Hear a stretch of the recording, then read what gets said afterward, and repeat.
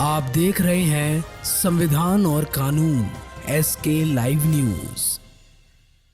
सहारनपुर जनपद के गंगोह ब्लॉक क्षेत्र के AR सनराइज कॉलेज खालिदपुर में स्वतंत्रता दिवस धूमधाम से मनाया गया। स्वतंत्रता दिवस के उपलक्ष्य में AR sunrise public inter college में सबसे पहले ध्वजारोहण किया गया। बीजेपी के वरिष्ठ नेता अरविंद बालियान ने देहात मंडल अध्यक्ष मांगेराम सैनी, कॉलेज प्रबंधक रविंद्र कुमार, डॉक्टर विजय चौधरी ने संयुक्त रूप से ध्वजारोहण किया। उसके बाद राष्ट्रगान गाकर मां सरस्वती के समक्ष दीप प्रज्वलित किया। वक्ताओं ने आज़ादी के पर्व को अपने शब्दों से स्कूली छात्रों को आज़ादी के बारे में जानकारी दी। अमर शहीदों को याद करते हुए स्कूली छात्रों ने अलग अलग प्रकार की प्रस्तुति दी। देहात मंडल अध्यक्ष मांगेराम सैनी ने आज़ादी के महत्व को बताते हुए जानकारी दी कि बीजेपी नेता अरविंद बालियान ने 1947 में हुए भारत के विभाजन के बारे में जानकारी देते हुए बताया कि जिस प्रकार से कांग्रेस ने देश का विभाजन किया, उस विभाजन में हजारों करोड़ों घर के चिराग बुझ गए। यह आज़ादी हमें इतनी सस्ती नहीं मिली, इसके लिए हमें बहनों ने, अपने भाई, माता ने अपने बेटे कुर्बान किए हैं। स्वतंत्रता दिवस के विषय में अवगत कराकर आज़ादी के महत्व को बताया। शिक्षक साथियों ने भी स्वतंत्रता दिवस के बच्चों को बधाई दी।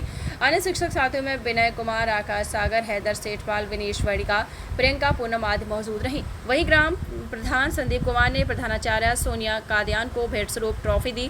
भाजपा नेता अरविंद बालियान और डॉक्टर विजय कुमार ने सभी मेधावी छात्रों को इनाम बांटे हैं।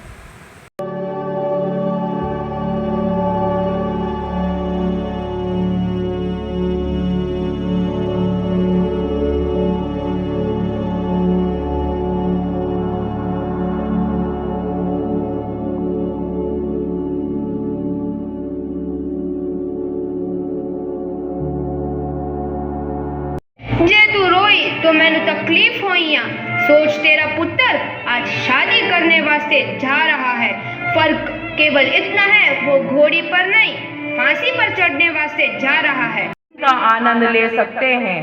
हमारा देश शिक्षा, खेल और अन्य विभिन्न क्षेत्रों में बहुत तेजी से विकास कर रहा है, जो आजादी से पहले लगभग असंभव था।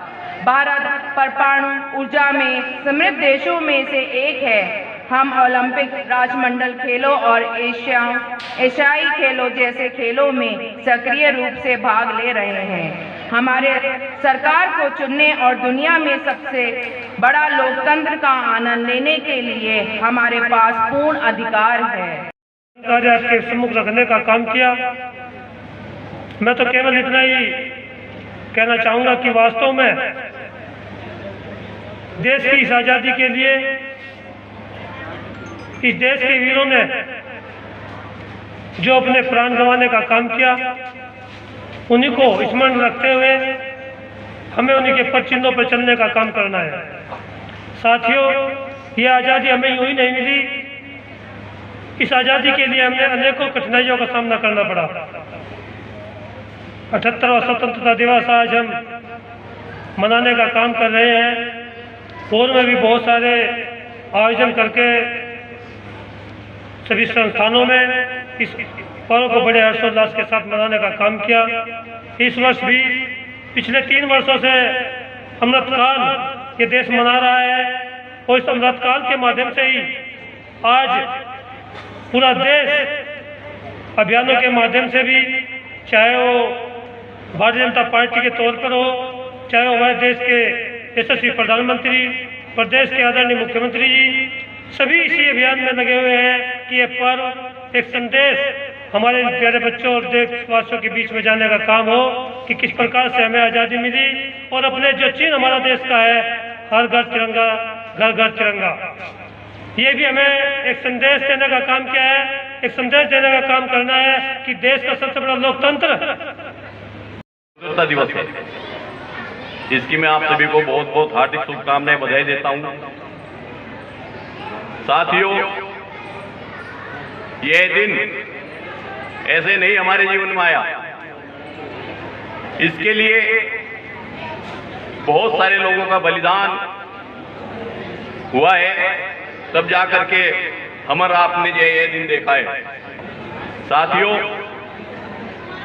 हिंदुस्तान के लोगों ने अपने प्राण की आहुति देकर के केवल भारत ही आजाद नहीं करा, पाकिस्तान को भी आजाद कराया और 26 मार्च 1971 को इस देश के महान सपूतों ने अपना बलिदान देकर के बांग्लादेश को भी आजाद कराया है।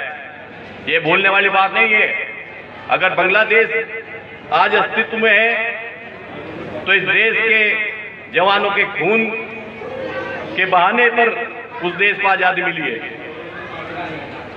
मेरे साथी कह रहे थे कि नेता लोग तो भाषण देते हैं, लेकिन भाषण के लिए भी बहुत कुछ है, करना पड़ता है। और इस कार्यक्रम में संचालक महोदय का भी जायजा है। अगर मैं देखूं तो बहुत से बच्चों को स्पीच के लिए इन्होंने तैयार किया है। अगर आप अपनी बात दूसरे तक पहुंचा सकते हैं तो भाषण एक माध्यम है। तो ये जरूरी बात में न पड़ते मैं कहना चाहूंगा कि भाषण के माध्यम से खबरों के लेटेस्ट अपडेट के लिए इसी तरह हमारे साथ जुड़े रहें और इस वीडियो को ज्यादा से ज्यादा शेयर करें।